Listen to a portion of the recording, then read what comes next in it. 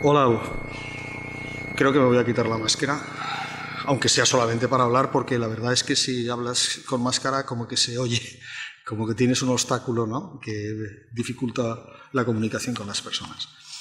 Bueno, buenas tardes a todos. En el ámbito del Foro Sensus Communis, que celebramos habitualmente en el Ateneo, el Foro Sensus Communis es un foro en el que se trata de abordar temas de actualidad que va desde la geopolítica hasta, como hoy, el papel de la mujer o cualquier tema que de alguna manera pueda preocupar a la sociedad o si queremos a la sociedad civil. Bueno, pues en el ámbito del Foro Sensus Communis traemos una iniciativa que se centra en torno a la mujer, tratando de visibilizar a aquellas mujeres que quedaron relegadas, postergadas o en un segundo plano en cualquier área de la creación humana. Se celebrarán dos sesiones. La primera sesión se iba a celebrar en el pasado mes de septiembre, pero por razones conocidas, supongo, de la mayoría de vosotras o de vosotras.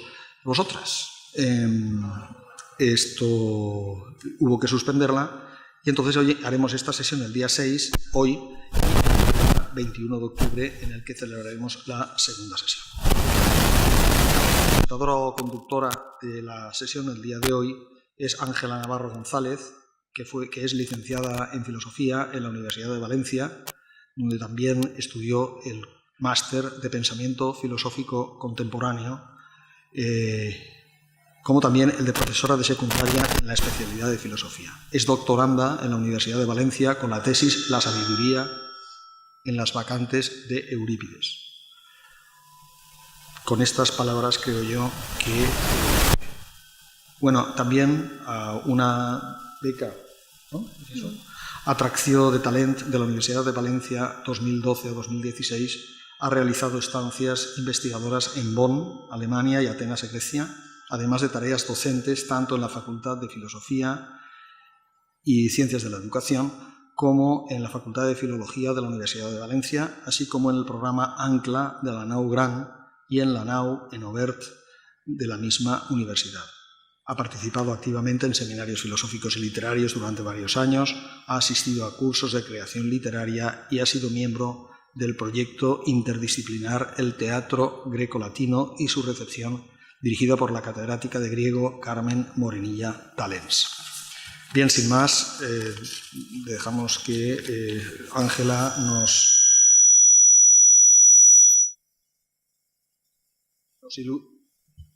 nos ilustre sobre el tema elegido. Ahora, ¿no? Vale, pues yo me puedo quitar la mascarilla entonces. Yo creo que sí. Pues me la voy a quitar, aunque me da un poco de miedo, porque es que si no, no me vais a oír. Bueno, como ha dicho Carlos, vamos a hacer esta actividad. Os pido perdón por el atraso que sufrí en su momento, pero estoy muy contenta de que se haga este día 6 y el próximo día 21, porque como sabéis todas y todos, el mes de octubre es el mes de las escritoras. Especialmente lo celebramos el día 19, pero bueno, todo el mes en la ciudad de Valencia tenéis un montón de actividades dedicado a la creación de las mujeres y yo me felicito de que el Ateneo se haya sumado a estas iniciativas. Quiero agradecer especialmente tanto a Carlos Climent como a Tina Parisi, porque gracias a ellos se ha podido realizar esta actividad. Bueno, como ha dicho Carles, yo soy filósofa y me he dedicado a la literatura clásica, a la tragedia griega. Normalmente cuando he hablado en público pues he hablado de estos temas y en especial siempre de las vacantes, ¿no? Las vacantes, si no lo conocéis, es la tragedia póstuma de Eurípides. Y yo venía muy contenta pensando por fin voy a poder hablar de otra cosa, pero al final me he dado cuenta de que voy a hablar de lo mismo que hablo siempre y ahora os explicaré por qué. Yo creo que al final le voy a tener que dar la razón a Ortega y Gasset, el filósofo que decía que todo filósofo y todo poeta, le diría María Zambrano, es aquel que está girando siempre en torno a una misma idea.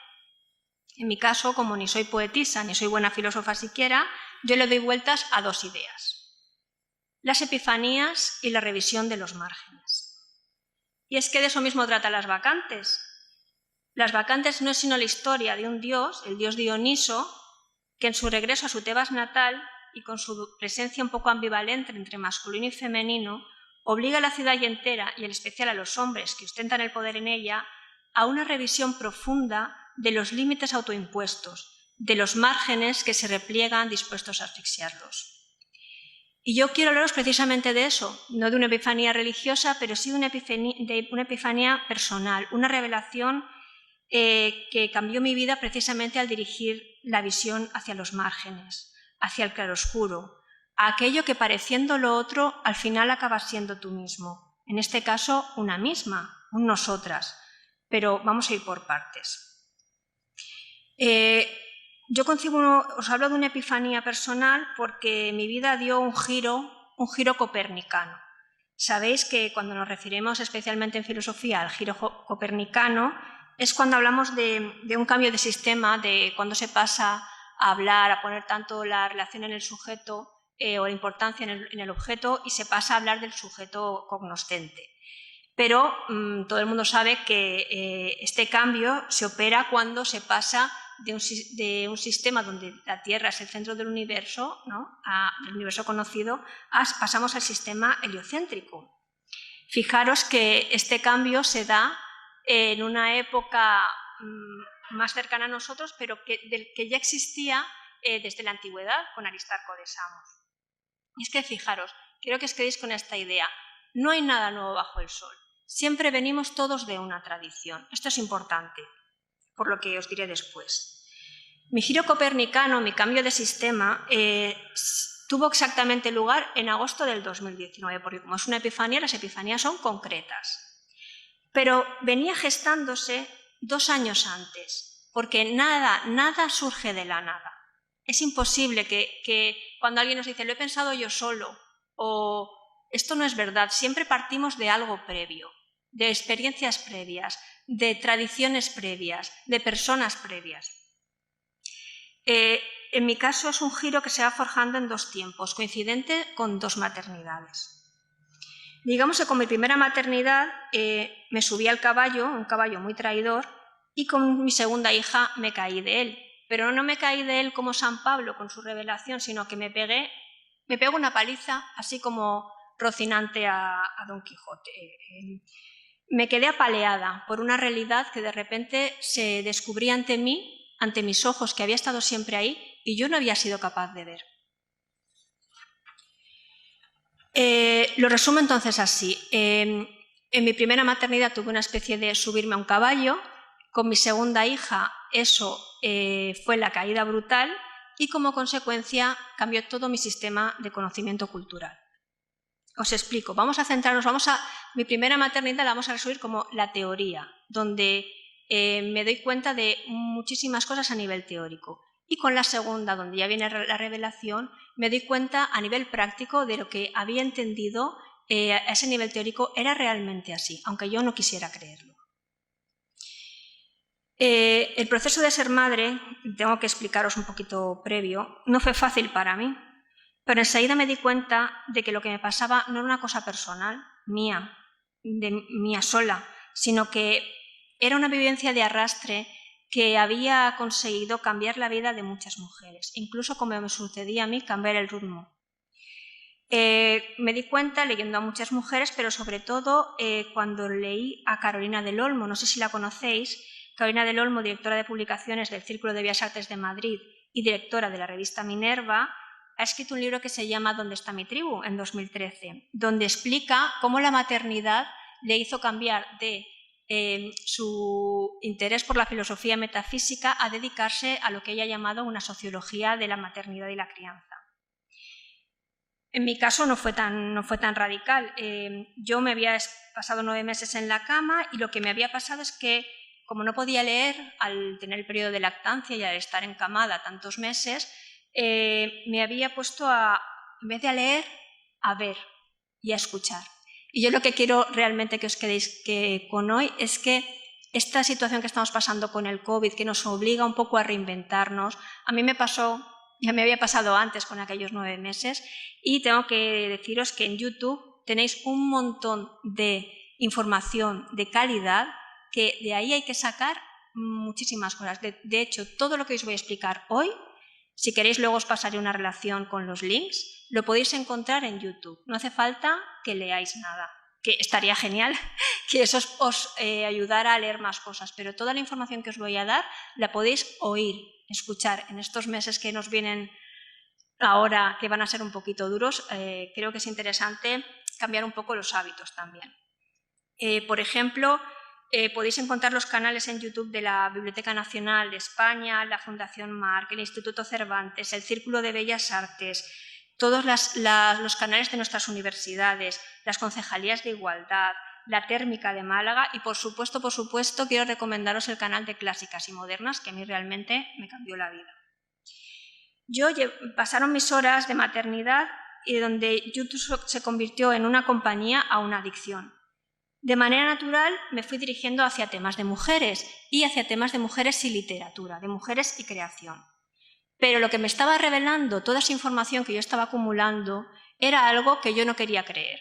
Y es que las mujeres habíamos sido invisibilizadas en la cultura.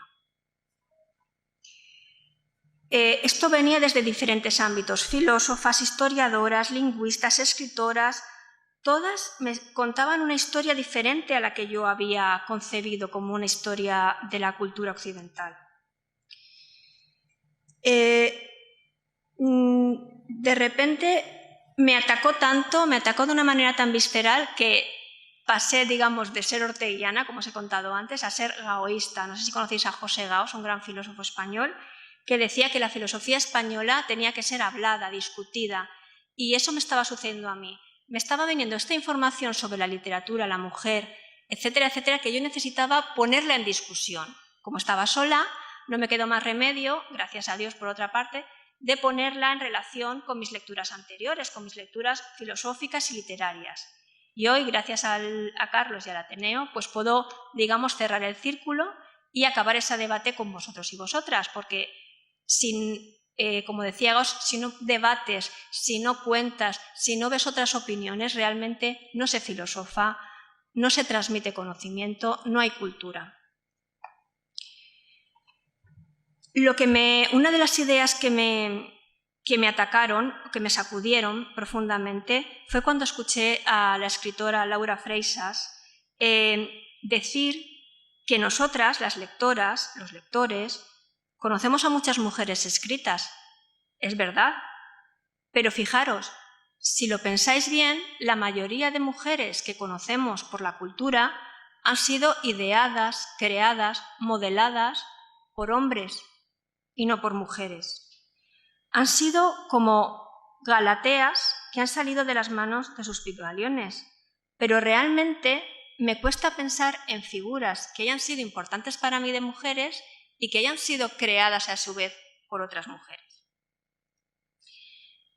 Para empezar, yo como experta en tragedia, ya me gustaría, conocedora de la tragedia, me doy cuenta de que mis grandes heroínas trágicas son obra de Sófocles, de Esquilo, de Eurípides. No me venía claramente una mujer creada por una mujer.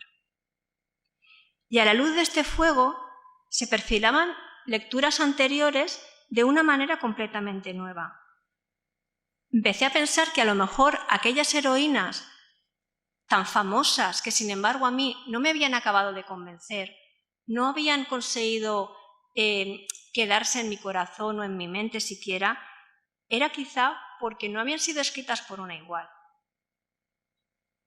Os voy a poner algunos ejemplos que se queda mucho más claro.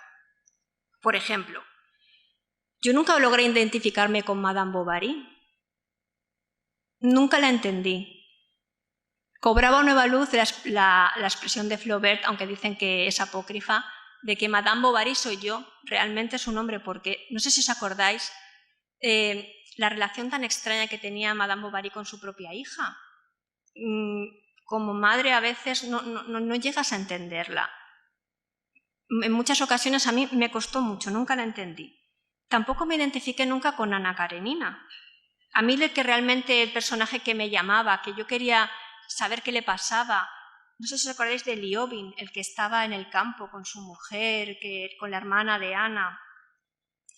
Sin embargo, cuando lees los diarios de la mujer de Tolstoy, te das cuenta de por qué no conseguía yo empatizar con esas mujeres. Cuando ves cómo era este escritor en la intimidad, cómo trataba a su mujer, te das cuenta de que una persona que trata así a su mujer a lo mejor no es tan bueno como queremos pensar retratando a mujeres en la ficción. Me pasó también, estoy diciendo novelas que supongo que todas y todos hemos leído, con Rojo y Negro, no sé si habéis leído El Rojo y el Negro, una novela maravillosa. A mí es que nunca entendía yo a esta mujer, a Madame de Bernal. A mí con el que yo me empatizaba y con el que yo corría sus aventuras era con Julien, pero ella nunca la entendía. Es que no entendía esta señora de qué pretendía, qué quería, quién era. Por supuesto, no sé si habéis leído a Henry Miller, fue muy famoso en los 70 y yo os estoy diciendo gente que a mí me ha marcado profundamente. Pero realmente sus amantes ocasionales, si los leéis ahora, si los releéis, tal como las describe, aparte de no realista, es absolutamente dantesco. Esto sí, lo ha analizado Kate Millett en Política Sexual y lo explica muy bien la filósofa Ana de Miguel cuando habla de cómo animaliza Henry Miller a las mujeres. Pasamos un poquito al cine. No sé si os pasa a vosotras, a mí siempre me han pasado que las chicas Almodóvar son un misterio para mí, tampoco consigo empatizar con ellas. Por ejemplo, recuerdo Kika, una película con la que supongo que todos nos hemos reído, pero luego es que hay una banalización de las violaciones que cuando lo repasas te duele hasta el corazón. Por ejemplo, otro ídolo mío, Woody Allen. Pero yo no entendía cómo las chicas se enamoraban de Woody Allen, es que nunca lo entendí. Estaba todo como muy por supuesto, pero yo decía, pero estas chicas tan maravillosas, ¿cómo se puede enamorar de él? Luego, fijaros, escuché a Diane Keaton, que sabéis que fue su pareja durante 7 años. Diane Keaton dice que Woody Allen nunca se dio cuenta de su bulimia. En una relación de 7 años, con una mujer, ¿cómo puedes estar tan alejado de ella como para no darte cuenta de una cosa así? Y sin embargo, todos decimos que retrata muy bien a las mujeres. Quiero decir, son cosas que dan que pensar. Debo reconocer que tampoco entendí nunca a la protagonista de Cumbres Borrascosas, pero creo que esto se debe también a que cuando yo cogí Cumbres Borrascosas para leerla, yo ya tenía interiorizado el canon. Es decir, yo ya sabía, o creía saber, que las mujeres no escribían muy bien, porque eso es una de las ideas que veremos luego que se desarrollan sin querer. Pues esta observación de Freixas de que las mujeres que conocemos en realidad son mujeres ideadas por hombres, y voy a parafrasear a Celia Morós, supone cómo esta pequeña diferencia en la mirada del lector o la lectora acarrea grandes consecuencias. Y es que cuando las mujeres somos heterodefinidas, es decir, definidas desde afuera, no desde nosotras mismas, somos caracterizadas a través del otro y no desde nosotras mismas, esto va más allá del ámbito literario y se extiende mucho más allá de la letra impresa, ya que, queramos o no, moldea nuestra idea de lo que debe ser una mujer, de lo que se espera de nosotras. Pero eso iríamos mucho más allá y vamos a quedarnos en esta pequeña parcela de la literatura. Vamos a revisar el canon literario desde un punto de vista, entenderlo como un canon androcéntrico, es decir, centrado en la figura del hombre. Una consecuencia que vamos a desdoblar en 2 pequeñas partes. En realidad, lo que voy a poner en juego es simplemente una moneda que tiene 2 caras. Por una cara, nos daremos cuenta de que el canon conocido es un canon en el cual el hombre se ha autoconstituido como lo universal, pero no, es un falso universal, porque no contempla a la mujer. Y la otra cara de la moneda es que la mujer se revela como otredad, como lo que ha sido marginalizado desde el centro, desde un centro del que ha sido excluida. Vamos a verlo más en detalle. Vamos a ver la primera cara de la moneda, el hombre como un falso universal. Hay una premisa oculta que se desvela primaria, tan primaria como arbitraria, quiero que entendáis. Y es que la escritura de los hombres nunca es definida como escritura masculina. En cambio, la escritura de las mujeres, sí, ¿cuántas veces lo hemos oído? Literatura femenina, literatura para mujeres. Eso quiere decir que se da por hecho que el hombre representa lo universal, lo neutro, lo que nos representa a todos. Fijaros en la imagen de Leonardo, del hombre de Vitubrio, este hombre que está en el círculo y luego en el cuadrado extendido así. Eso nos representa a todos. Bueno, ¿o no? Es un falso universal que crea muchísimos problemas, no solo a nivel literario. Os aconsejo un libro que ha salido recientemente en el 2019 de Carolyn Criado Pérez, se llama La mujer invisible. Es un libro que da datos de cómo las mujeres somos invisibilizadas en la sociedad, de una manera tal que pone en peligro nuestras vidas. Me explico. Los diagnósticos de ataques al corazón, ahora sí, ahora sabemos que nosotras no nos va a doler el brazo, nos va a doler el estómago. Pero durante muchos años, como solamente se tomaba muestras en hombres porque es lo universal, quedaron invisibilizados los diagnósticos de ataques al corazón en mujeres y como consecuencia morían más. Los accidentes de coche, por ejemplo, los cinturones de seguridad están diseñados para una persona de 1,75 y de 80 kilos de peso. Decidme vosotras si las mujeres, la media de las mujeres son esas las medidas. Se ha quedado demostrado que las mujeres morimos más en los accidentes porque simplemente no estamos protegidas. Con el coronavirus se ha demostrado que no ataca igual a un cuerpo de mujer que a un cuerpo de hombre a nivel celular. De modo que, y al nivel en el que nos vamos a quedar, en el literario, lo que nos interesa a nosotros es que la escritura femenina, desde este punto de vista androcéntrico, acaba convirtiéndose en una escritura hecha por y para mujeres, solo para nosotras, y que por lo tanto trata de asuntos no universales. Vamos con algunos ejemplos para verlo más claro. ¿Conocéis a Sibyl Hasbet, la mujer de, Paul Auster? Ha sido recientemente Premio de Asturias, 2019 creo que fue. Él también fue Premio de Asturias.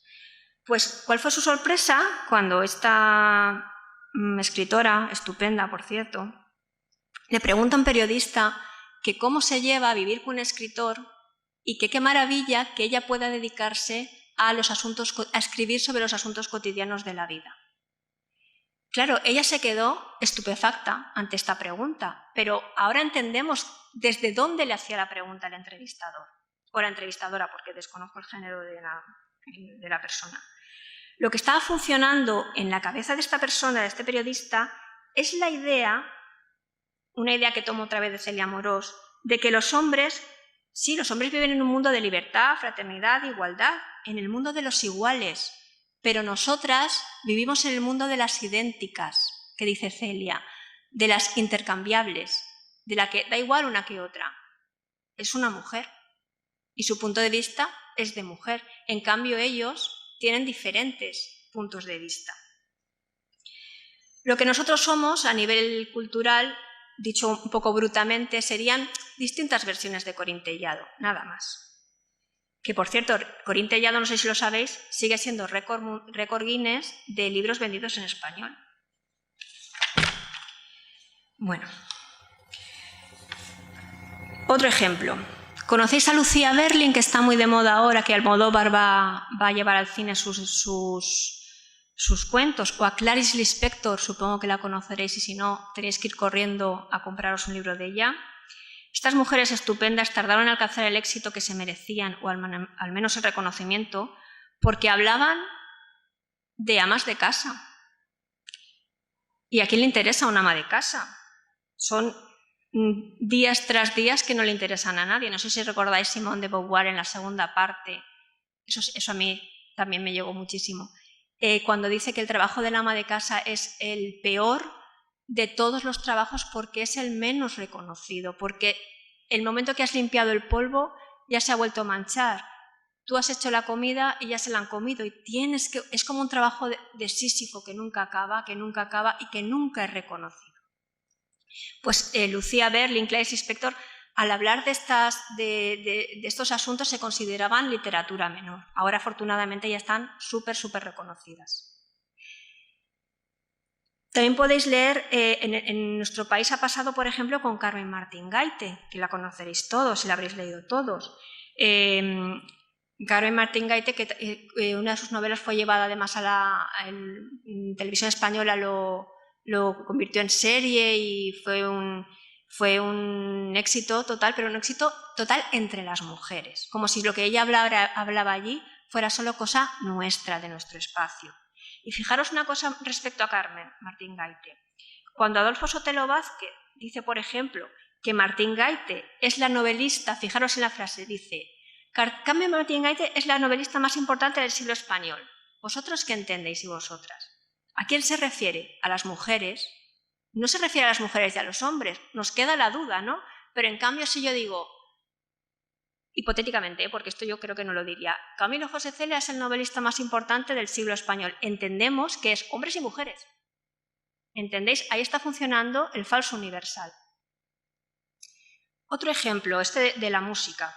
Cristina Rosenvinge, su último disco, Un hombre rubio.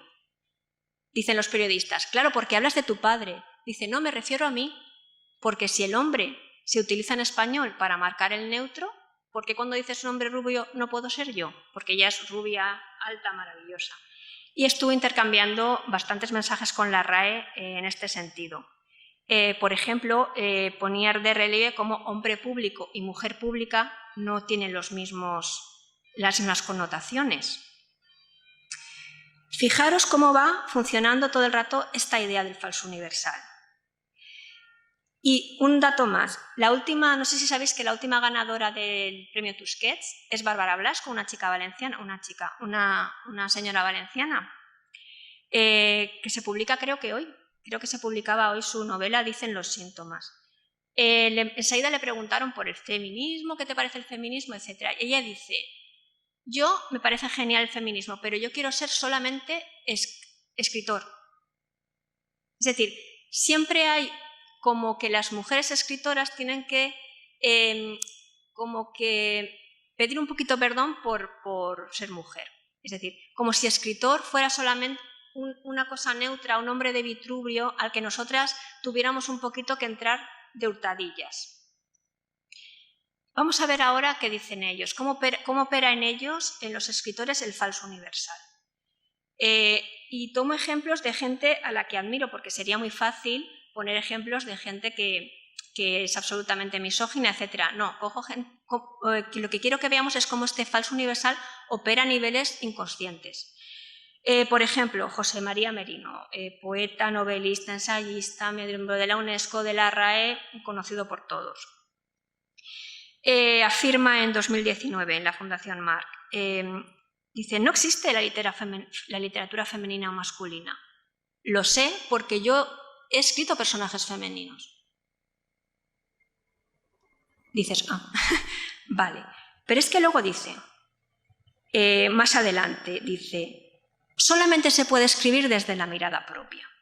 Es decir, yo como hombre represento lo universal y puedo escribir desde el punto de vista de la mujer y del hombre.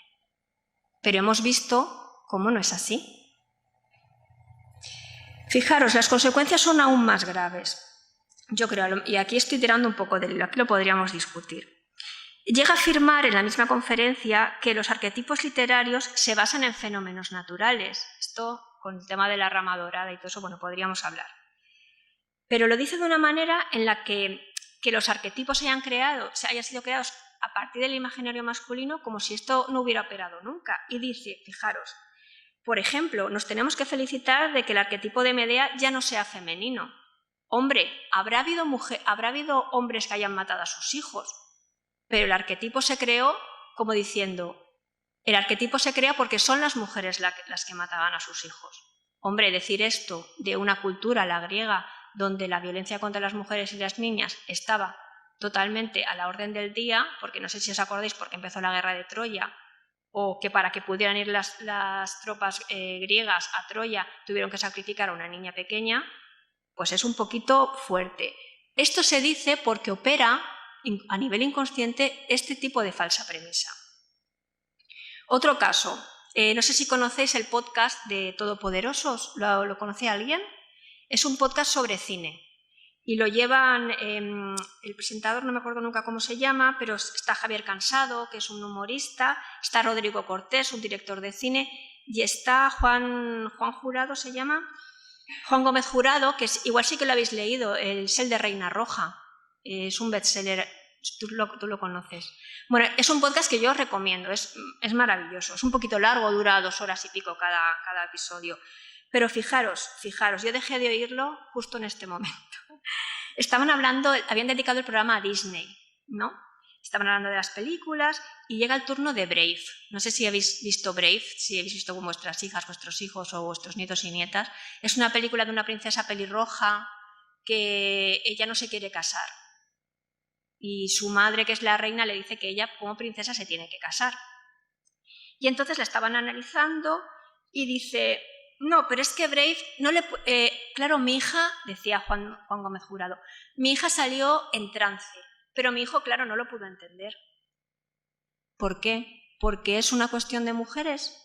Cuando, por ejemplo, a ella sí que tiene que entender Toy Story, Peter Pan, Robin Hood y tantos, ¿por qué él no se puede poner en la piel de ella?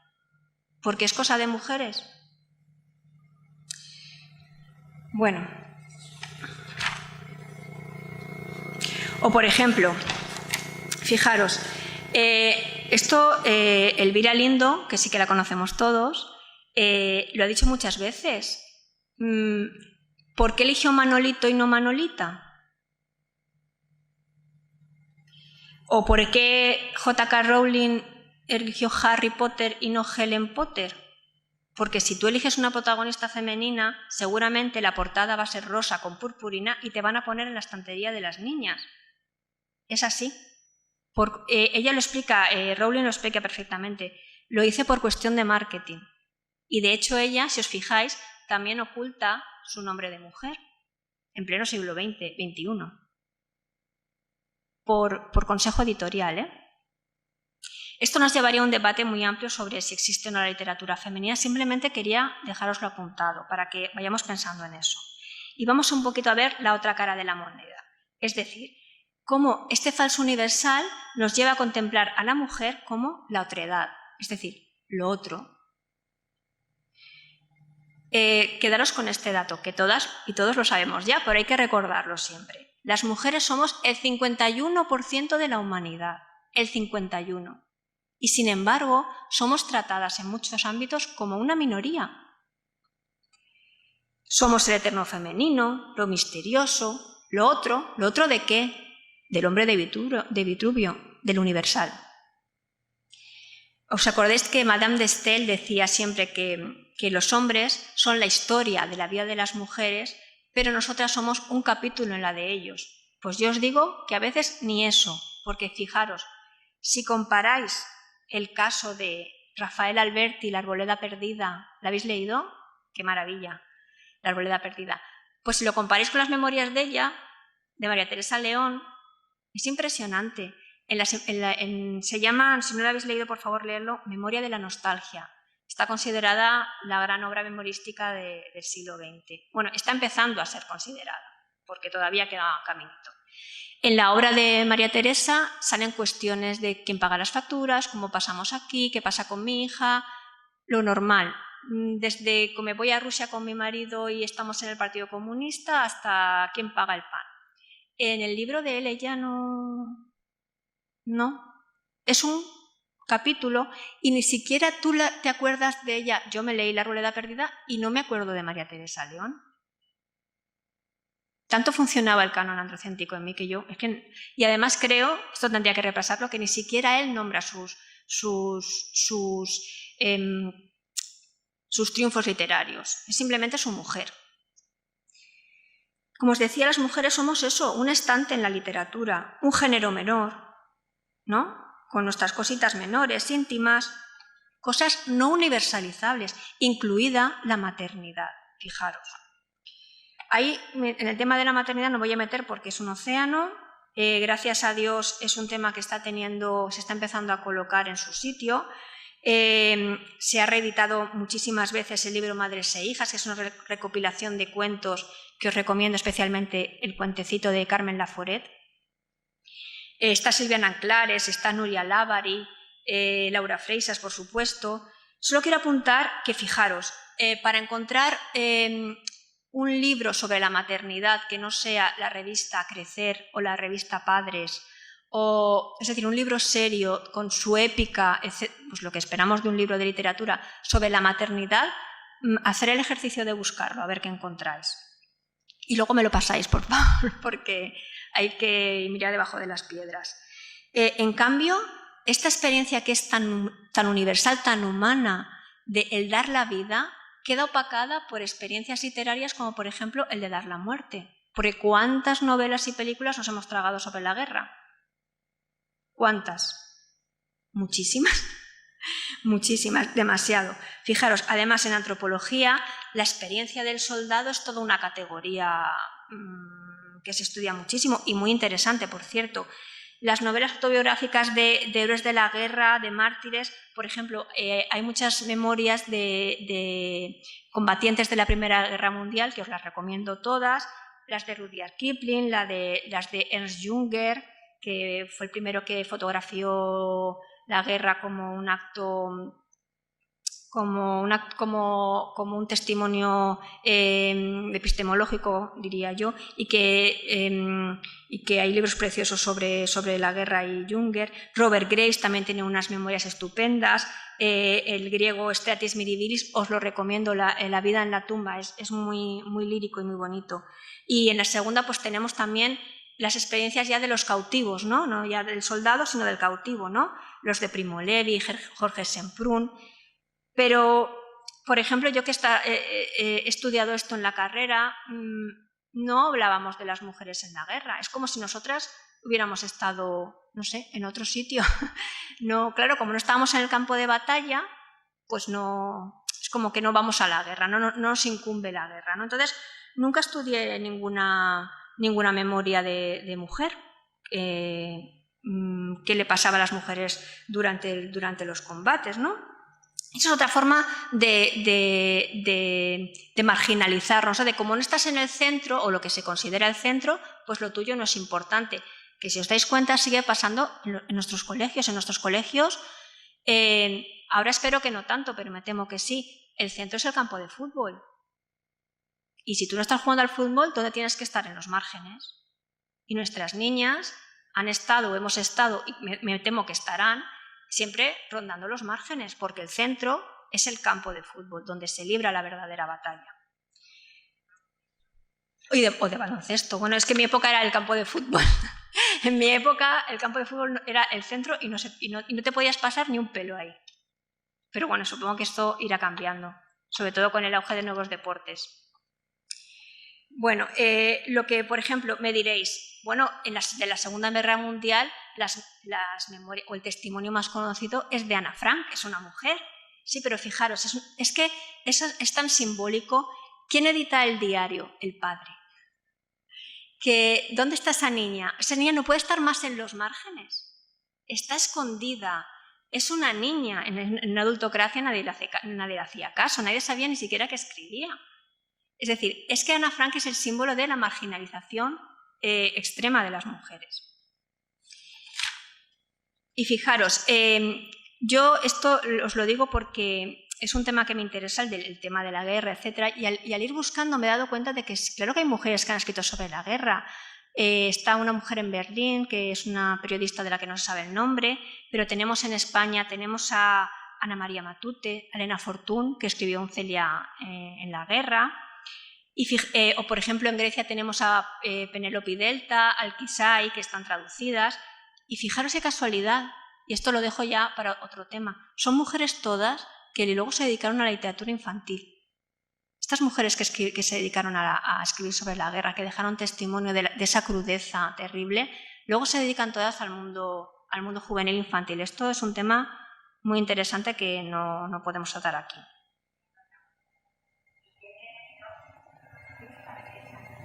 Pues mira, gracias.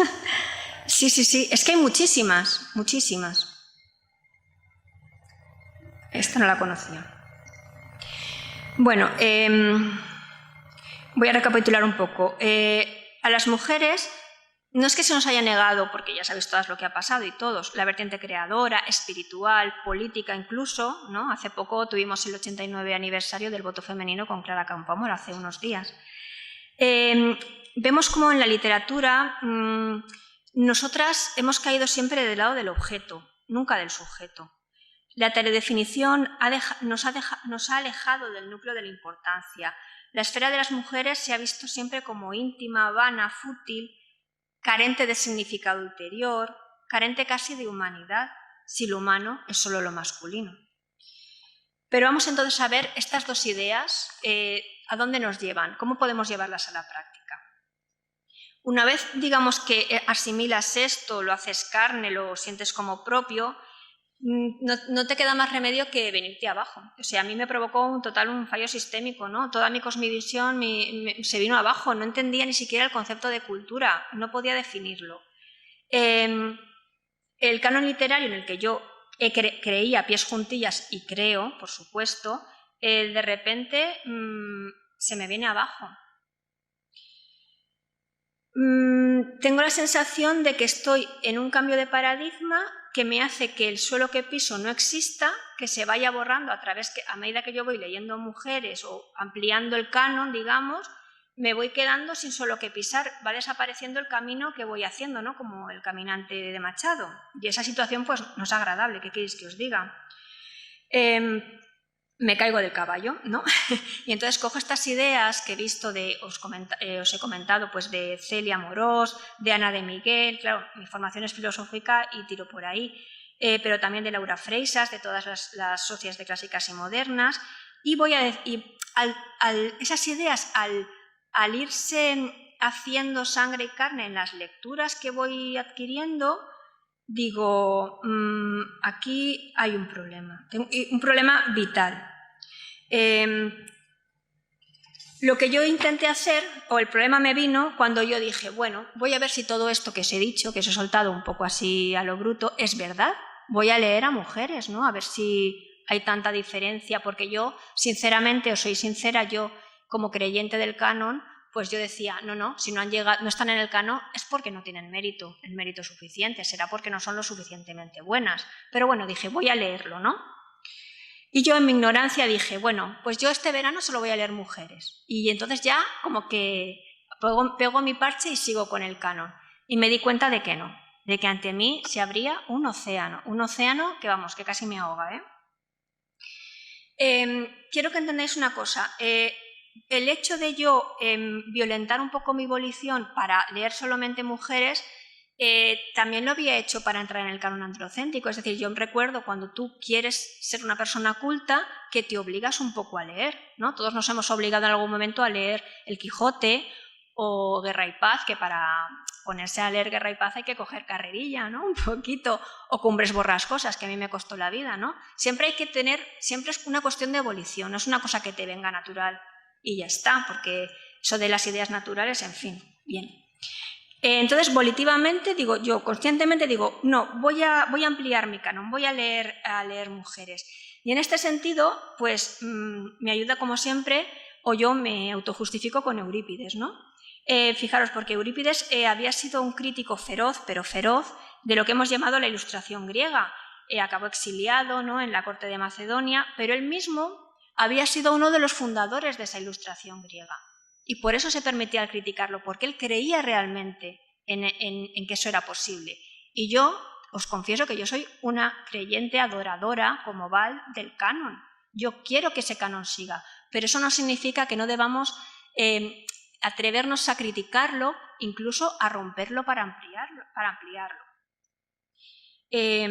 Lo que sí que quiero que quede claro es que no estoy hablando de destruirlo, Siempre la destrucción no puede ser nunca una premisa, yo creo. ¿Que pueda llegar a ser una conclusión? No digo que no. Pero decir, vamos a tirarlo todo abajo o Shakespeare ya no importa, no. Estoy hablando de ampliar. Destrucción, no. Siempre acumulación, vamos a decirlo así. Entonces empiezo yo a leer, ¿no? Tranquilamente, pues mujeres. Y ya las 3 primeras lecturas que encadené fueron para mí, bueno, me pegó una ola así y se me vino todo abajo. Os digo cuáles fueron las mías, pero seguramente las vuestras puedan ser otras. A mí me vino con la lectura encadenada de las poesías de Gloria Fuertes, que luego, si queréis en el debate, si da tiempo, os leeré un poema que he traído. Me vino con Apegos feroces de Vivian Gornick, del 87, que os recomiendo vivamente que lo leáis. Esto me cayó muy mal, porque yo, cuando acabé este libro, dije, vamos a ver, yo soy adoradora de la cultura judío-estadounidense. ¿Cómo puede ser que yo, que he leído a Saul Bellow, que he leído a Woody Allen, no solamente lo he visto, cómo puede ser que yo no conozca a esta persona? ¿Cómo puede ser que me la hayan ocultado? Porque así me sentí. Me pegó muy fuerte. Y la otra lectura fue la de Elena Poniatowska, ¿la conocéis? Tiene un libro que se llama Tinísima, que es del 90 y... a ver si lo tengo aquí. Sí, del 92. Elena Poniatowska es premio Cervantes, del 2013. Fijaros, es que se nos olvidan, las mujeres se nos olvidan. Elena tiene este libro de Tinísima, donde habla con un estilo que a mí me impactó, y mira que he leído, creo que soy bastante lectora compulsiva, me impactó absolutamente, y además la historia es increíble porque habla de todas estas mujeres mexicanas de la época de Frida Kahlo, etcétera, que eran tan extravagantes, tan únicas, tan maravillosas, pero es que el estilo realmente me dejó totalmente asombrada de que yo a esta persona no la conociera, y además me dejó en la pista de Elena Garro. ¿Y cuál sería mi sorpresa cuando me di cuenta de que Elena Garro es la auténtica precursora del realismo mágico? Y yo sin saberlo, sin tener ni idea, pero ni idea, ¿eh? Y yo he leído, bueno, eso creía yo, que había leído todo el realismo mágico, pero se ve que no. Es que ni las intuía yo, no sabía nada.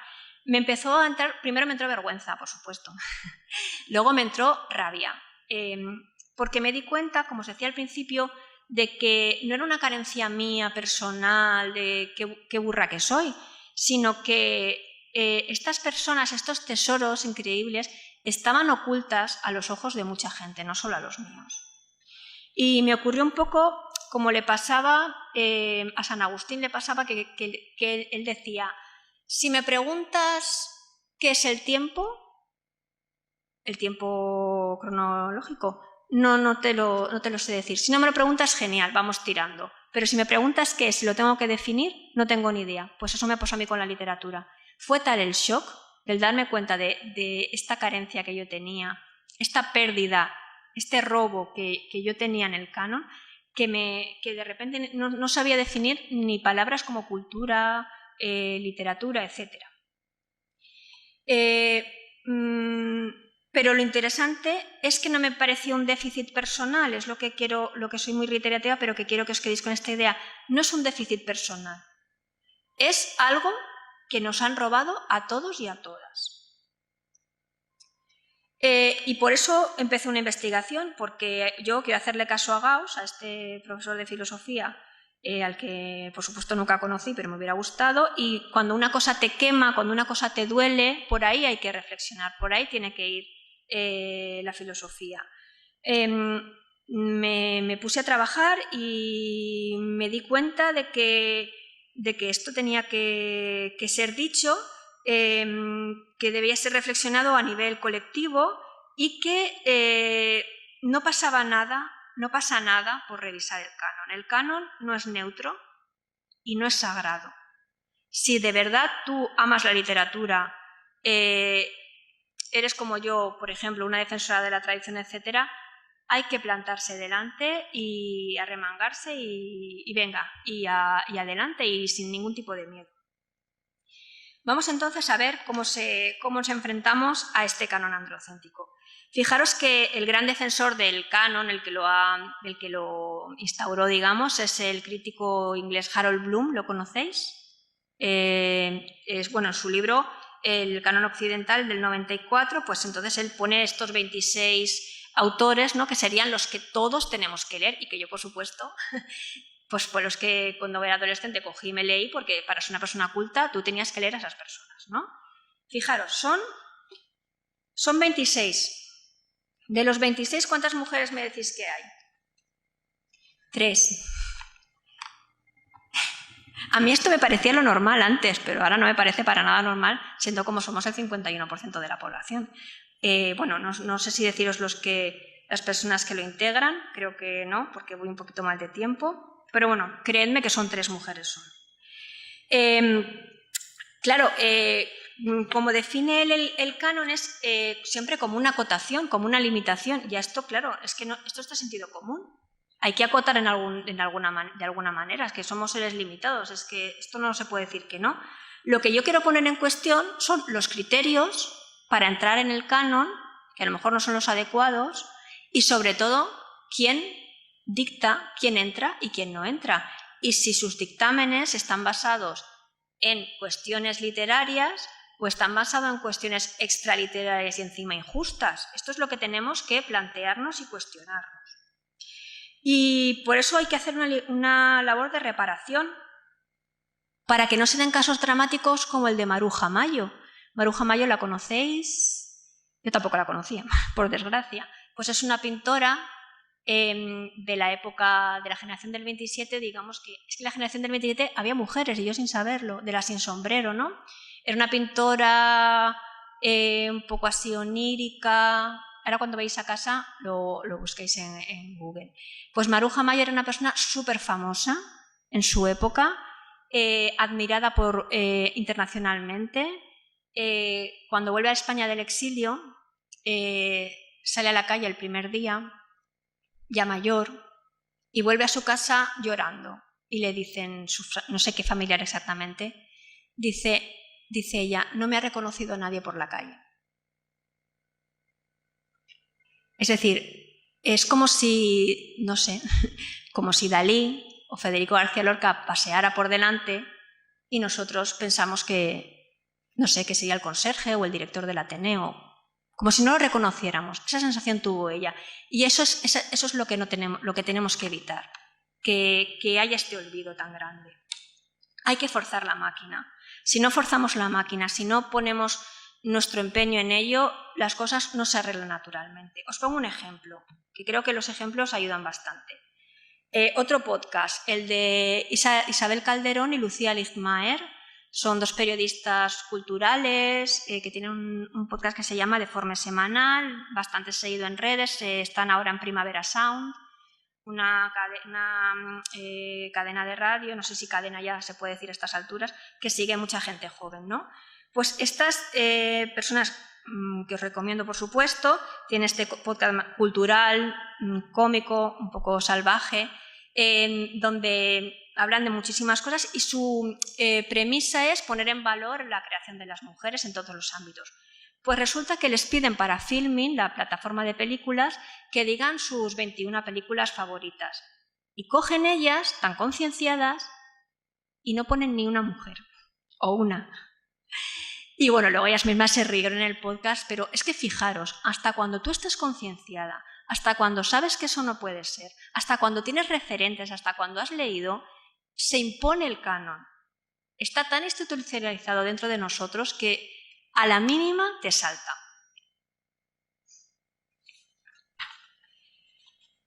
Por ello, yo os animo a que desde hoy pongáis vuestro granito de arena y que esto tiene que ser una lucha de todos, individual, colectiva y estatal.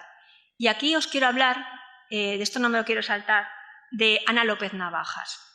Ana López Navajas es asesora de coeducación e igualdad en la formación del profesorado de la Generalitat y es autora de la tesis doctoral en la Universidad de Valencia, Las mujeres que nos faltan, análisis de la ausencia de las mujeres en los manuales escolares. Es una tesis del 2015. Me saltó mucho. Dirige el proyecto TRACE desde 2009 y lo que hacen en este proyecto, que por cierto les faltan fondos y van trabajando un poco con voluntarios y voluntarias, es saber qué pasa con los contenidos en educación secundaria. Y los datos que manejan son terribles. Fijaros, en el material didáctico de la ESO, las mujeres ocupan solo un 7,6%. Porcentaje que en asignaturas como historia o ciencias desciende al 5% y en tecnología al 1%. Pero es que es más, datos aportados por la Asociación Clásicas y Modernas. Dice, este dato es importantísimo, que el porcentaje de mujeres disminuye a medida que avanza la cronología. Es decir, no es que cada vez haya más mujeres que estudian nuestros chicos y chicas, es que cada vez hay menos. Y este dato lo digo para la gente que siempre dice, no, pero naturalmente la mujer cada vez está mejor. No. Fijaros, los datos están ahí. No es algo que opine yo o López Navajas. Lo que esto nos lleva es a reconocer como algo, esto sí que es un dato neutro, es que las mujeres han sido, por las razones que queramos decir, invisibilizadas en la cultura. Y no debemos de seguir pensando que naturalmente eso se va a arreglar, porque no va a ser así. Fijaros, en los años 50 había muchísimas más mujeres que ganaban premios literarios que ahora. Es decir, que las mujeres vamos siempre así, no vamos así. Bueno, y esto ya lo sabemos que desde la filosofía de la historia, que el progreso nunca es un progreso hacia mejor así. Pero es que el nuestro va... Y ahora estamos en una época, aunque parezca lo contrario, estamos un poquito así, hay que estar un poquito despiertas y despiertos. Me voy a saltar porque me gustaría dejar un tiempo para reflexiones o preguntas, espero que haya. Me voy a saltar un poco lo que yo os quería un poco hablar de mi bagaje cultural como niña de los 80, de cómo me enfrenté yo a lo que dicen a López Navajas, como por ejemplo, no sé si en vuestros libros de texto, pero en los míos Rosalía solamente era un nombre, pero nunca la leíamos. Otra forma de marginalizar son los idiomas. No, es que Rosalía escribe en gallego. Bueno, perdona, escribe en gallego, pero en Las orillas del Sar lo escribe en castellano. Y es un libro que tiene muchísima más trayectoria, gracias a Dios, que cualquier poesía de Bécquer. Ahora Las orillas del Sar está siendo súper reconocido. O, por ejemplo, este tema que es tan terrible, que era Sin sombrero. A mí nunca nadie me habló de la Sin sombrero y yo era fan de la generación del 27. Pero absolutamente me lo leí todo. Y no... Es que no recuerdo ni que me las nombrara nadie. Ni en las... Que yo me leía hasta las introducciones de cátedra, que para leer esas introducciones de cátedra hay que tener ganas y un poquito de valor, porque son duritas, no las recuerdo. Gracias a los documentales que hay ahora, los tenéis todos en YouTube, eso tenéis que verla Sin sombrero, por favor, verlo porque vale la pena. Y fijaros, lo de la invisibilización se ve muy claro, por ejemplo, en trayectorias como la mía, que soy una persona absolutamente, creo que mucha gente se puede identificar conmigo, que soy una persona normal en ese sentido.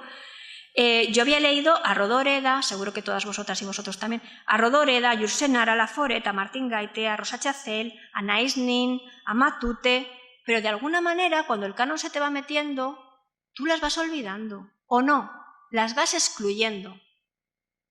Como esto no es importante. Y yo recuerdo haber dicho alguna vez esta frase, yo solo leo hombres muertos, escritores muertos.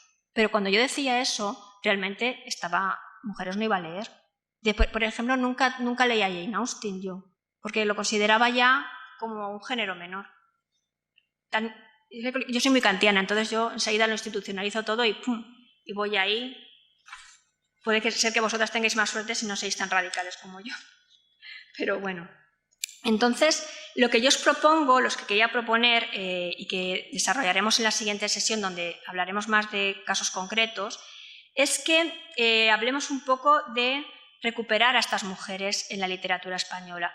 Como esto es un tema tan ingente, yo me quería centrar en mujeres del siglo XX y XXI, porque si no, y cuando me digo mujeres me refiero como una especie de sujeto estratégico de mujeres que hayan escrito en España o en América o en cualquier otra lengua peninsular más o menos conocida por todos, ¿no? Que podría ser la zona de acotación, pero bueno, vamos a elegir esa, ¿no? Y para ello lo que yo quería hacer era seguir un método genealógico o genealógico sospechoso, es decir, sabéis que la filosofía de la sospecha es una expresión de Paul Ricoeur, ¿no? Que dice que los filósofos de la sospecha, que sospechan de la sociedad, de la economía, de todo, son Freud, Marx y Nietzsche, pero Amelia Valcárcel suma a ello el feminismo. Y eso es lo que lleva, por ejemplo, a Carol Pateman a hablar del patriarcado como un contrato anterior al contrato político que llevan las sociedades democráticas actuales. Lo que yo quiero decir con esto es que este tipo de genealogía nos lleva a ver qué procesos han provocado la invisibilización de las mujeres. Creo que hemos dado ya algunas claves, ¿no?, de por qué se invisibiliza, pero lo que yo quería proponer, o sea, la propuesta práctica que yo os traigo y que veremos el próximo día, es que, esto es una tesis, lo doy como hipótesis, perdón, es que existe una tradición en la sombra, ¿no?, de la literatura escrita por mujeres. Es decir, si yo creo que si consideramos a las mujeres escritoras como estrellas fugaces, no hacemos nada, porque siempre serán consideradas como excepciones, ¿no? Como no hay conexión entre ellas. Y eso no nos sirve, porque excepciones siempre hay. Por ejemplo, el otro día estaba escuchando a Victoria Kent, y Victoria Kent estaba muy contenta. Por supuesto, ella no se declaraba feminista, ni muchísimo menos, y ella estaba muy contenta de ser una excepción, porque es halagador ser una excepción, ser la mejor o el mejor, pero eso no ayuda a los demás y a las demás, y eso no nos sirve como estrategia de recuperación de las escritoras. O, por ejemplo, yo me aseguro que muchas habéis leído y muchos el de Rosa Montero, el libro de Nosotras, que han hecho una reedición ahora que está ilustrada por, no me acuerdo de la ilustradora, que es muy bonita. Yo me lo leí ese libro, no estoy diciendo que sea la intención de la autora, pero yo me lo leí como una recopilación de estrellas fugaces, de gente, oye, superdotada, y no, hay una tradición de escritoras.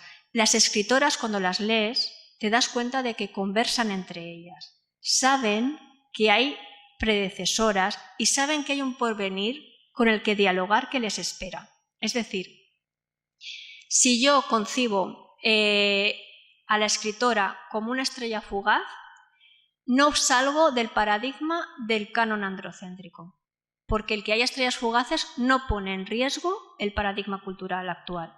Pero si yo considero que hay una tradición, que hay una literatura reticular en el sentido de red, es decir, de mujeres que se hablan entre ellas, que se citan entre ellas, que hablan de los temas, de los mismos temas, que han tenido los mismos problemas extraliterarios que les han invisibilizado, si hablamos así, sí que es más fácil recuperar y poner en tela de juicio y poner en la mesa una tradición que ha sido en bloque invisibilizada.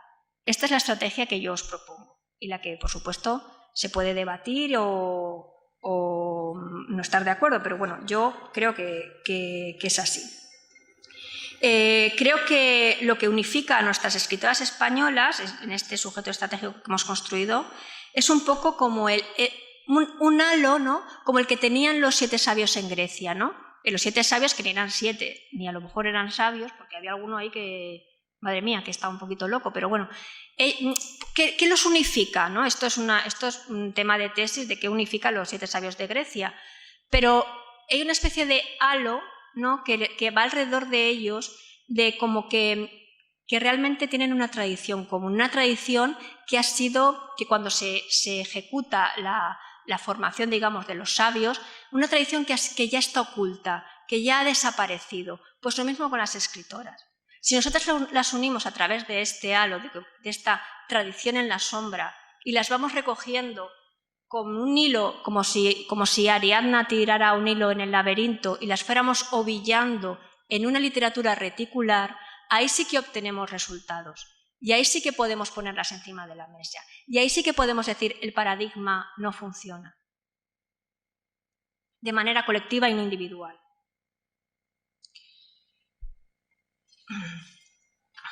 A ver, ¿qué quería decir? Sí.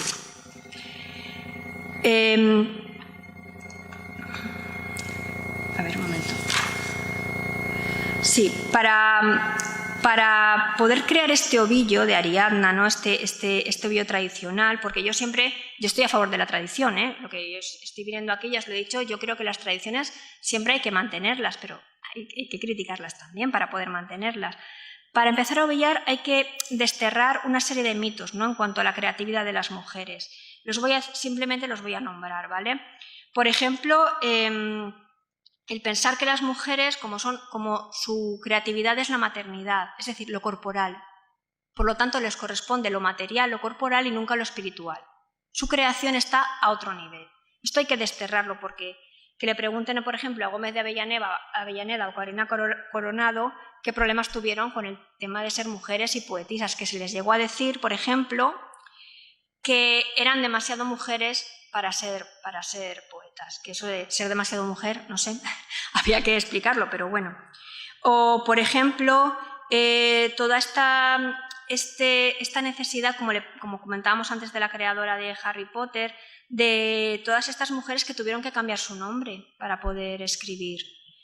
Pues todos conocéis a George Eliot, pero no conocéis a Anne-Marie Evans, o conocéis a Fernán Caballero, pero no conocéis a Cecilia Bon, o conocéis a Víctor Català, pero no conocéis a Catherine Albert, etcétera, etcétera.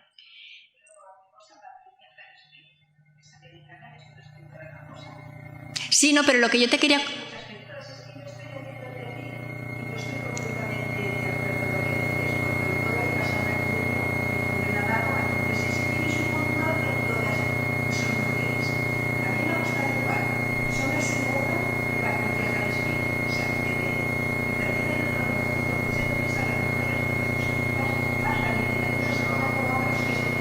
Espera, que si no te oyen, me están diciendo, ¿no?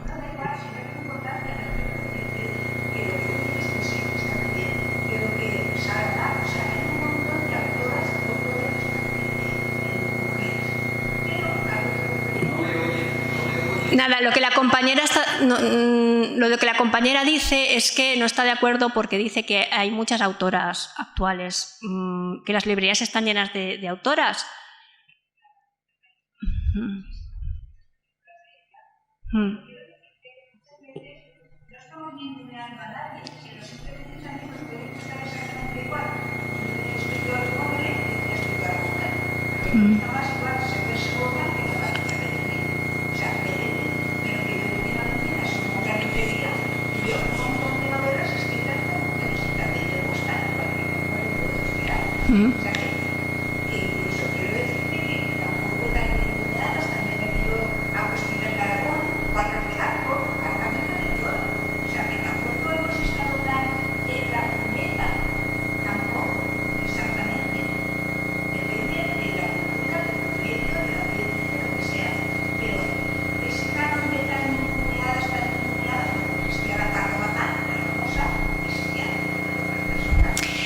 Mira,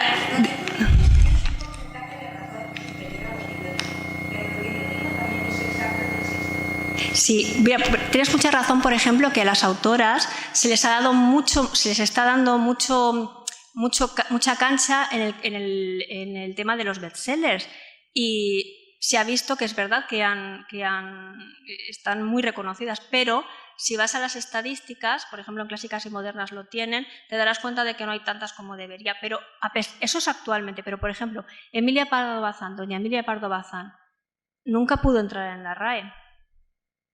¿Y sabes qué decían de ella? Que no podía entrar porque no cabía en el asiento. Eso a Camilo José Cela que no se lo hubieran dicho. ¿Entiendes? Yo te entiendo lo que tú quieres decir, pero fíjate, es que claro, el que tengamos una representación no quita que o que ahora estemos, entre comillas, mejor, no quita que las mujeres del pasado merezcan un reconocimiento. Por ejemplo, te pongo un ejemplo. El otro día les recomendé a unos compañeros y compañeras una conferencia que había visto de Ana Caballé sobre Dolores Medio. Dolores Medio es una novelista que fue muy famosa en los años 50 en España. Todo el mundo tenía Nosotros los Riviero en casa. De repente esa mujer desapareció. Pues uno de los compañeros me dijo, oye, he leído el libro y me encanta. ¿Por qué esta persona ha desaparecido? Cuando no ha desaparecido, por ejemplo, de las casas la familia de Pascual Duarte. ¿Entiendes? Es decir, si yo te trato de, sin quitarte la razón, lo que trato de decir es que si recuperamos esa tradición, no solamente por justicia social, si quieres llamarlo, sino porque como lectoras y lectores nos merecemos conocer a esta gente estupenda que está quedando en el olvido, que son maravillosos y nos las vamos a perder si no los recuperamos.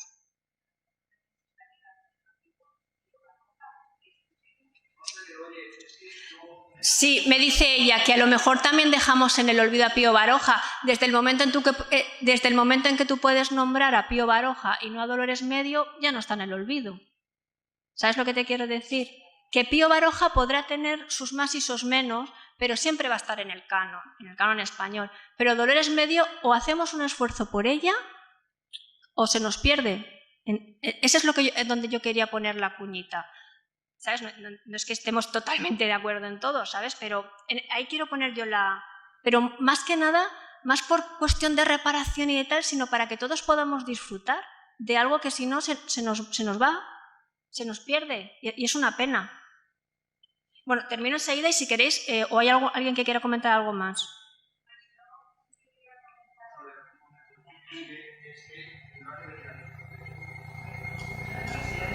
No, si es que a esto hemos venido, a que habléis vosotras. No has puesto micrófono y no funciona. Los que están aquí no. Los que están aquí también tienen derechos. A ver, has nombrado a Gloria Fuerte. Sí. Entonces, yo le he tenido mucho cariño. Yo empecé a quererles introducir a mis hijos, pero yo creo que ha sido denigrada, porque era muy masculina y eso también cuenta mucho. Entonces, si salía en televisión y tal, a mis hijos pues les daba risa, las rimas y tal, y se hacía comprender el significado de lo que decía. Y pues no hubo manera. Y sobre todo cuando salía una señora así grandota y ya quiero decir que... Y después otra cosa que me ha dolido siempre mucho, creo que era María Ejarralde. María Lejárraga. Exacto, que se aprovechó el marido de ella de manera descarada. Eso lo haremos el próximo día porque eso hay tela para cortar. Ya. Bueno, yo he leído mucho y siempre, a ver, desde Carmen Laforet con el premio Nadal y eso, me ha encantado. Y he seguido siempre, o sea, si me gustaba uno, hasta que no leía toda la colección o todo lo que había escrito, pues no paraba. Y igual estas que has nombrado, a ver, Carmen Laforet y otras cuantas españolas, yo estaba al día, pero porque, no sé, me han gustado. Sin embargo, veía mi marido que era de Ray Bradbury y de ciencia ficción, y mis hijos también, los chicos, más de ciencia ficción que...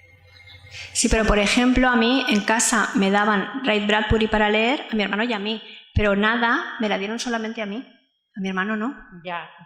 Sí. ¿Entiendes? Y nada, además, las que los veíamos nos ponían verde en el colegio. Sí. Aquello era como un...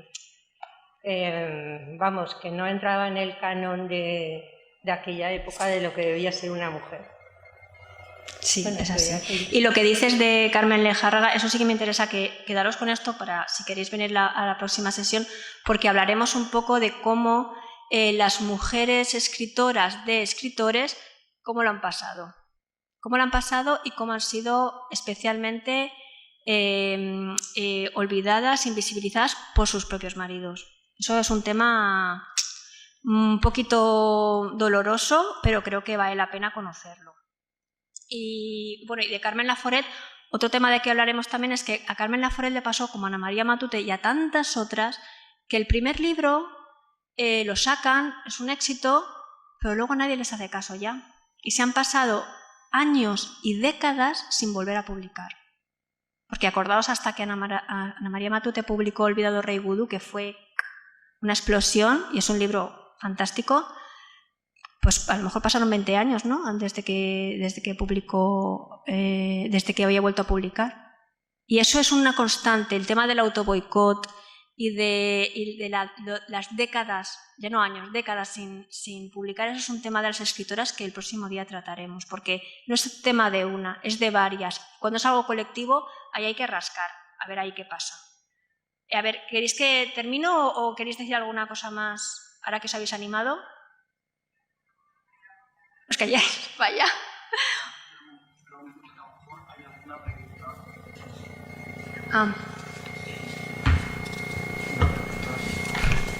¿Alguno? Es que yo prefiero que habléis vosotras a que hable yo. ¿Y vosotros? Solamente hay una cosa que dice Inmaculada Alonso a todos. Soy Inma, es una realidad que en la educación y o a través de la educación se están dando cambios significativos, y no me refiero a los contenidos curriculares, que también habría que revisar, sino al docente, que tiene un papel fundamental en el currículo intrínseco, su metodología, lenguaje, aunque se topeta con muros aún muy arraigados en todas las sociedades. Educación versus sociedad, ahí está el kit de la cuestión. Pues esa reflexión de Inmaculada me parece totalmente acertada, porque fijaros, han hecho estudios donde dicen que las niñas es para caerse de espaldas, ¿eh? A los 6 años empiezan a asimilar que hay profesiones que no son para ellas. A los 6 años. Por eso es muy importante que la coeducación y que los docentes se hagan cargo de que hay que animar y hay que forzarse un poquito, porque si no nuestras niñas se nos quedan atrás, y si se quedan atrás las niñas, se quedan también atrás nuestros niños. Que a los 6 años una niña ya diga yo esto no, es un poquito duro. Y eso explica muchas cosas de por qué las ingenierías y todas esas cosas no hay mujeres, etcétera, etcétera. Si tú ya a los 6 años ya piensas que esto yo no, pues imaginaros, ¿no? Entonces, sí. Ay, perdón, que creía que ibas a decir algo. Vale, pues nada, lo que decían las compañeras, y fijaros, o por ejemplo, en Virginia Woolf, en Una habitación propia, que me decía Carlos que lo acababa de leer, si te acordarás, cuando ella relata las diferencias entre el colegio mayor de los chicos y el de las chicas, ¿no? Como ellos comen pavo y ellas comen una manzana medio verde todavía, cómo las diferencias en la comida, en el trato, en la austeridad que de ellas se espera, en la alegría que ellos desbordan. Es decir, solamente en las condiciones materiales ya había una diferencia entre el alumnado. Pero eso pasa en muchas sociedades donde siempre el mejor bocado es para el chico, para el varón. O sea, pero eso fíjate que estamos hablando de Virginia Woolf y tú me dirás, pero eso pasaba antes, no pasa nada. No, eso sigue pasando. Y eso es lo que decía Rousseau, el gran demócrata, ¿no? Este ser que habría que hablar largo y tendido de él. Él decía que las mujeres debemos ser educadas para hacer más agradable la vida de los hombres. Esto es literal, y esto da vergüenza ajena. Que una persona que es... Bueno, en fin, me voy a callar, que eso Ana de Miguel lo explica muchísimo mejor que yo. Eso lo destila Amelia Valcárcel y habla de la ley del agrado. Nosotras seguimos ahí, que tenemos que agradar, que ser bonitas, porque ¿cuántas veces nos han dicho, pero sonríe mujer? Oye... Sonríe mujer, nos lo han dicho a todas, eso estoy segura de todas las que estamos aquí. Bueno, pues eso es un tema de cuando, por ejemplo, se hizo la ley Moyano en España, era tan famosa, tan revolucionaria, las mujeres tenían un currículum diferente, porque las mujeres debían seguir siendo educadas para hacer agradable la vida de los hombres. Y eso repercute en la vida espiritual de las mujeres. Si el destino de las mujeres es ser agradables para otra persona, ¿para qué van a hacer obras del espíritu? ¿Entendéis cómo se va enredando todo? Se va enredando y desenredando, porque al final son dos ideas lo que hay que... O una con dos caritas, lo que hay que quitarse. Una vez te quitas eso, todos más liberados.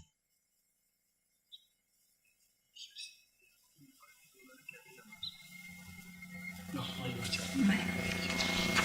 Pues nada, yo lo que os propongo, lo que os voy a proponer el próximo día, Lo que os voy a proponer el próximo día es cómo podemos rehabilitar entre todas yo os traeré unos ejemplos, pero me gustaría, si alguna vais a venir o alguno, que trajerais también en la cabeza las autoras que habéis leído, si encontráis conexiones, y veremos un poco cómo se puede hilar, si se puede hilar esto que proponemos aquí, esta tradición en la sombra, pero consciente, autoconsciente. Una tradición autoconsciente. Y lo haremos con dos libros que os voy a proponer mezclarlos para que veáis, de una mujer y de un hombre. un hombre que está en el canon absolutamente y una mujer que está súper desaparecida. Vamos a mezclar como método La ciudad de las damas de Christine de Pizan y Las vidas paralelas de Plutarco. Y ya os explicaré qué menjunje sacaremos de ahí y cómo iremos a la práctica para hablar de todas estas mujeres que no deberían quedar en la sombra simplemente por el placer de leerlas. Hay otras cuestiones, pero simplemente por eso, porque por ejemplo, mi vida sería diferente si yo no hubiera leído a Vivian Gornick, y yo no quiero que eso le pase a nadie. O a Elena Poniatowska, o si no hubiera leído la autobiografía de Gloria Fuertes. Es que los libros te cambian la vida. Creo que en eso estamos todos de acuerdo. Si no te cambian la vida, no merece la pena ser leído. Es así. Y hay muchos libros que hay que recuperar. Me callo ya porque tenemos aquí otra actividad y nos tenemos que ir.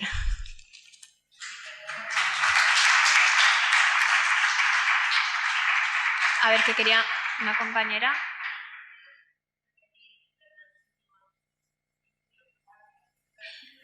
¿Los títulos?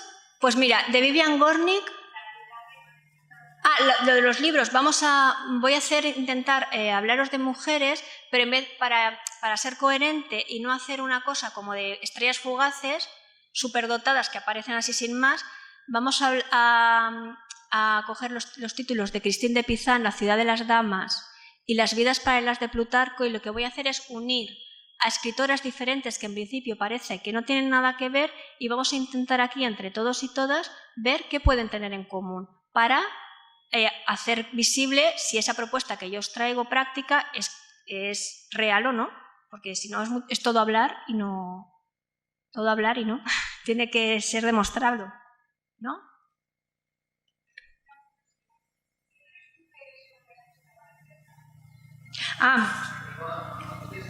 Sí, que me pregunta la compañera que cuáles son las tres mujeres que están en el canon de Bloom. Sí, son Jane Austen, Emily Dickinson y la otra, no me acuerdo, Jane Austen, Emily Dickinson y Virginia Woolf.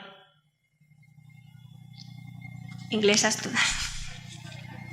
Que por supuesto todos los que están en el canon de Bloom se merecen estar ahí. Yo no quitaría ninguno, pero habría que ampliar. A lo mejor habría que ampliar, porque el 26 es arbitrario, podrían ser 29. O a lo mejor algunos se podría quitar, pero bueno, vamos a callarnos. ¿Vale? Sí. Sí. Os quedan 3 o 4 minutos. Vale. Son solo matizaciones, que no es que... Sí, era por aquí. Son solo matizaciones a propósito de lo que has dicho. Me ha llamado la atención que has hecho unas... ¿Lo cierro yo? Has hecho una exposición sobre el objeto destruir el canon, pero por otra parte mantienes no romper la tradición para mantenerla. Yo creo que en ocasiones sí que hay que destruir o desconocer o eliminar de la tradición aquello que en sí mismo destruye al propio ser humano. En segundo lugar, tuviste una epifanía que nos has contado y me pregunto yo si esa epifanía no la hubieras tenido, probablemente si no hubieras tenido esa circunstancia, porque durante todo el hilo conductor de tu conferencia hacías referencia a no me lo habían contado, entonces habrá un cierto nivel de responsabilidad en una persona que tiene, lo digo por trasladarlo a otras personas que hemos estado en ambientes culturales de cierto nivel. Luego, por otra parte, del feminismo, no solamente se viene hablando desde hace tiempo, sino que se lucha por él. Por lo tanto, estoy de acuerdo con esta mujer en el sentido en el que, al menos en nuestra cultura, tenemos muy claro de lo que se trata. Creo que se trata, en cualquier caso, de algo más que de recuperar a una serie de mujeres y que, en cualquier caso, para muchos de nosotros, el tema está bastante trabajado. Otra cosa es que habláramos de otras culturas y de otras cuestiones que sí que afectan completamente a la ruptura de la mujer en cuanto a ser humano. Luego, por otra parte, hablas de escritoras que estaban ocultas, y yo digo ocultas muchas veces porque ellas se ocultaban. Por ejemplo, María Teresa León, en cierto modo se ocultaba, o Teresa o Zenobia, la mujer de Juan Ramón Jiménez, también se ocultaba o aceptaba el papel que tenía. No caben más comentarios. Y luego, por otra parte, también he observado a lo largo de lo poco que haya podido estudiar, mucho menos que tú, que suele haber poca solidaridad entre las mujeres. Y luego has hablado también sobre Manolito Gafotas y tal. Bueno, nos hemos olvidado de Mafalda, la gran protagonista femenina que, vamos, con relación al escritor, a Merino, cuando decía solamente se puede escribir sobre la mirada propia, yo sí que creo que un hombre pueda escribir de una mujer. No deberíamos privarnos de ver cómo, de recordar o de tener en cuenta cómo contemplan también los hombres a las mujeres. Y me llama la atención, a mí no me ha pasado nunca, a ti desde luego siempre que lo has dicho no lo dudo, que no entendieras a tanta mujer, a tanta heroína de tanto libro. La verdad, por resumir, porque tenía muchas notas tomadas, en cuanto al fútbol, es que hoy las chicas juegan al fútbol también. No es que el fútbol, que a veces trabajamos también con el mismo canon que rechazamos. Y luego que Maruja Mayo llorara porque no la reconocían por la calle, pues oye, pues que no tiene ninguna importancia, no pasa absolutamente nada que no la reconocieran. Bueno, ya, gracias. En cualquier caso, interesante.